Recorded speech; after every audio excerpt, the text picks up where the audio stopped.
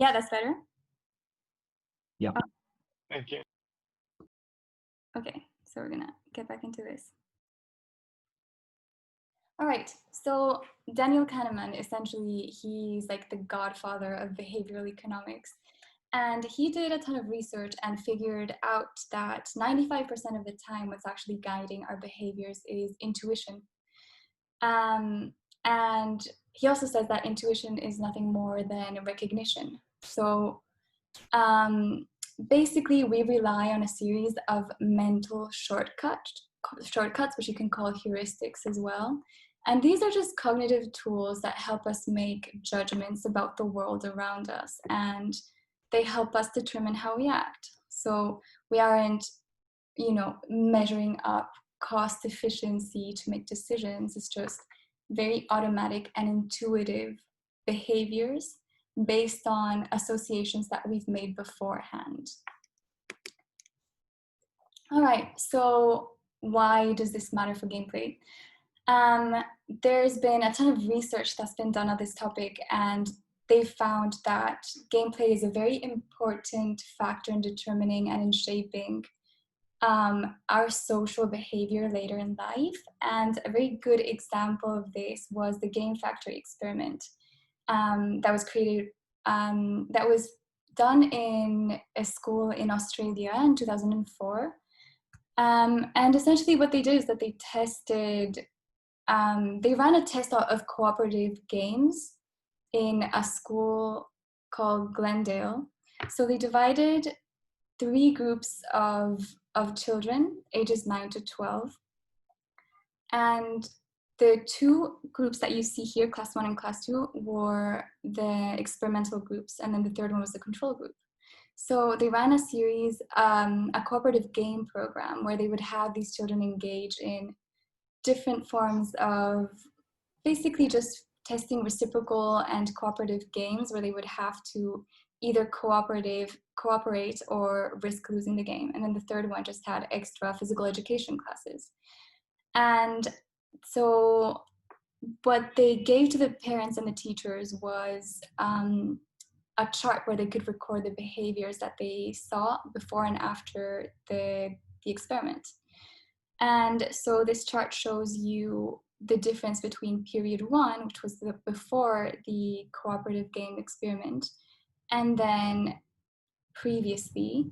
And so for class 1 and class 2, there's a difference of 10.22% and 28.22% increase in pro-social behavior, which means they were more likely to include children that would have otherwise been more marginalized. They were more likely to share and cooperate than children in the third group, which actually experienced a 15.71% decline in pro-social behavior. And obviously that leads to questions of, oh, but were there any biases, or were there any spillovers between the groups?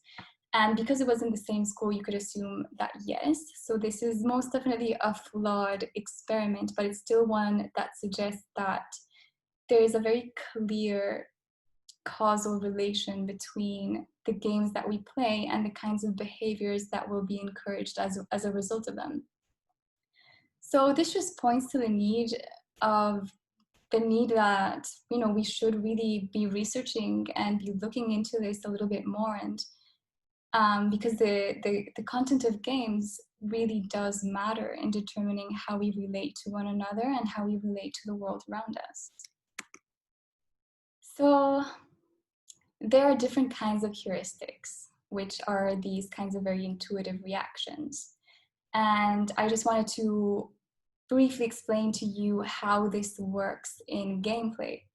And one of them is availability heuristics, and this just refers to the representations of the world that we see very often. So just to give you one example is, for example, how violence is represented in the media, and then our evaluation of how violent the world around us really is. And you could basically say a similar thing for how games represent the economy and how we truly think that the economy functions later in life. Obviously, I'm going to keep on going back to Monopoly as a typical example, because it's just the one that most of us here have definitely come across and have probably played at some point in our lives. So Monopoly has a very clear representation of what the economy is and how it looks like. And what it says is, the economy exists in a vacuum. There is no social foundation and there is no environment. And that's how we understand the economy to function, as if it were completely independent from the resources that it actually needs in order to work. And then this shapes our beliefs about how the economy works. And it's just that frequency of representations that lead us to believe that the economy functions in a certain way. And secondly is association heuristics. And essentially what this looks into is causal relationships. So for example, when we think of the economy, just that word economy is already going to trigger a series of different concepts that we have become familiarized with. So just to give you an example, when I think economy, the first thing that comes to mind is money, and then maybe business and profit and success and big corporations. But how can we change that so that the word economy triggers a different series of associations? Priming effects. So priming effects is just the idea that you can set up certain triggers that will then trigger different associations and behaviors. So here again, we want to think of how can we set up a game and the mechanics so that when we're thinking of, for example, the word success, which are the behaviors and which are the elements that go into that? So here we're thinking a little bit retrospectively. If my starting point is I want to be successful, what are the kinds of behaviors that I need to associate with success? And what are the factors that go into play? Because right now in a lot of games, also coming back to Monopoly, I'm thinking if I want to be successful, which means I need to accumulate as much money as I possibly can, then I need to act in certain ways. I need to be self-interested. I need to be individualistic. I need to be determined, and I need to be rational and calculating. So what different triggers can we set up through game mechanics that are going to radically change the way that I pursue success and the way that I behave in order to be successful? And in the same way, how are we going to represent success through gameplay? Because our image of success also determines the elements that go into it and how we choose to pursue it. So we're trying to change the narrative here from human beings are rational and calculating to human beings are intuitive and fluid. That's our starting point, is who is playing this game. Then we're thinking of what does success look like in a game? And if it's not unlimited accumulation of goods, then how can we re-narrate it so that it is how much are we contributing to society? Equally, the economy, how is it represented? If it's no longer isolated and independent, how can we make it so that it is represented as if it were truly embedded between society and the environment?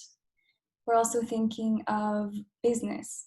So if the purpose of business is no longer solely to make money, how can we redefine it? How can we simulate it so that the focus is business meets social needs? And if money is no longer the end goal, how can we make it in such a way that money is just a means to an end, which is to create social value?